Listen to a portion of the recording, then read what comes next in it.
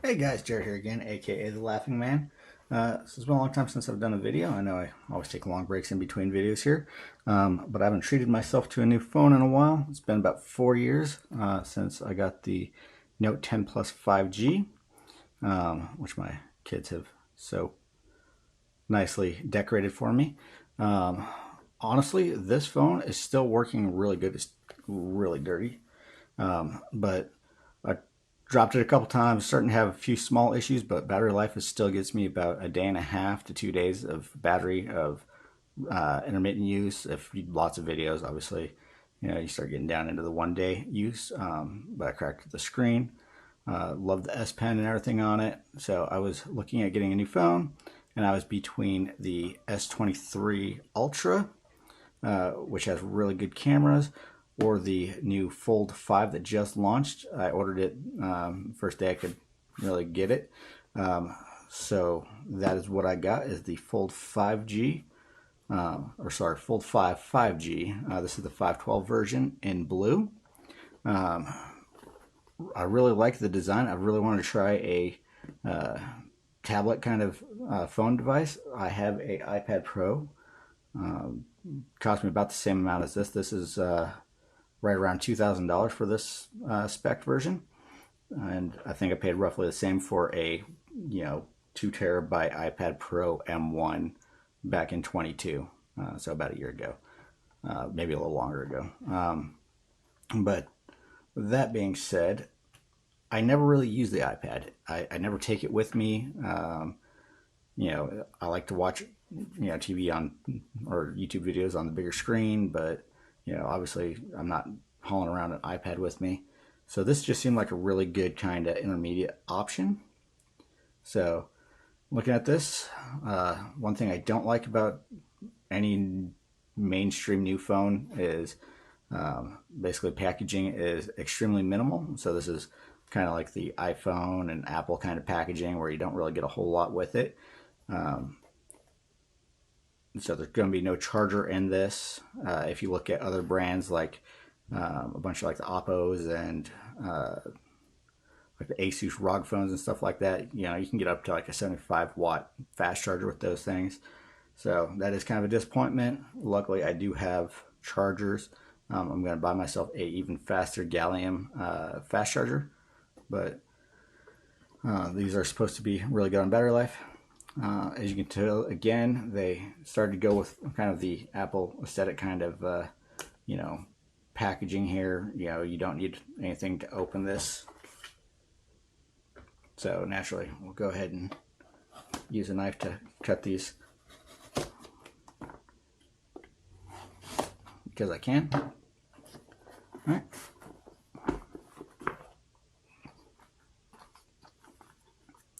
Okay, so got the device, which somehow already has dirt on it. Okay, really stuck in there. Yeah, it's going to be a huge screen. All right, I don't think... So I haven't seen any factory unboxings of this yet. I'm sure there's a million. By the time I get a chance to do this, I'm sure there's going to be a million of them out there. I know there's a lot of videos of people that have the T&E kind of devices that kind of make the circulation. All right, and also kind of disappointing for the price. For $2,000, it's just a regular C2C cable. It's not braided or anything, but again, it's just another free C2C cable from me. Again, it would have been nice if it was braided or something a little bit more high quality.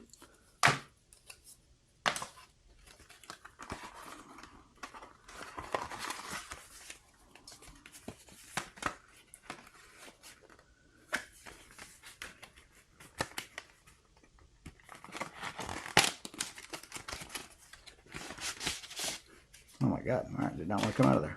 All right, and a SIM ejection tool. Cardboard, quick start guides and stuff. Not gonna look at any of that. All right, SIM ejection tool. So this phone does not require a SIM card. Get all my trash out of the way here.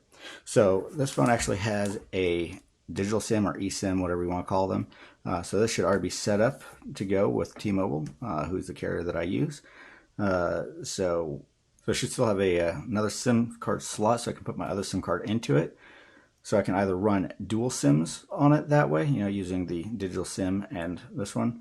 But I'm actually, because I want to keep my number on this phone.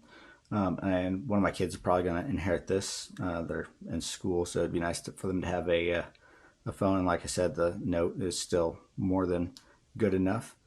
But I just got to figure out how I'm going to get the eSIM transferred to another SIM card, like a physical SIM card, to put in my other phone. So I'm going to rip this off.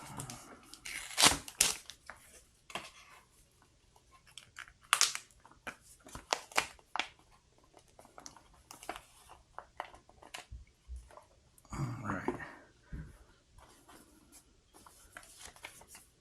Make sure there's nothing in there. All right, so I went with this blue color. I was going to go with the black. I really like the colors that they had for the Fold 4 last year. Wish they had more of those colors. They had some really nice Samsung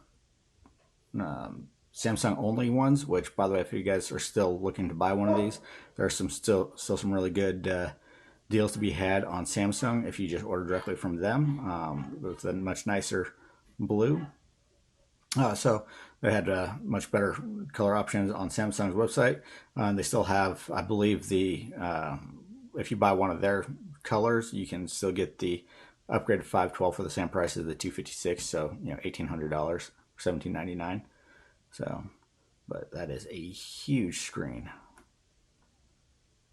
So I went down to my local T-Mobile dealer, and they didn't even have one of these on display yet. So I really wanted to kind of check them out. All right. So unfortunately, this is not charged, and I have to get going here, so I'm not going to be able to turn it on for you guys. Or maybe I will.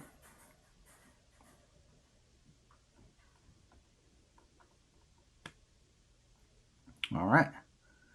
Man, that is a bright screen. That is a really good looking screen. All right. So again, looking at my old phone to the new phone. Yeah, a little bit shorter. For some reason, I was thinking it was the same height-wise and just narrower. Personally, I really like this. So I have a little bit of carpal tunnel in my thumb. So on the larger screens like this one here, when I have to constantly be reaching over, I actually start to hurt my hand, which is annoying. So having the small screen is actually going to be nice, I believe. Yeah. So I'm going to go ahead and just end this here with an unboxing.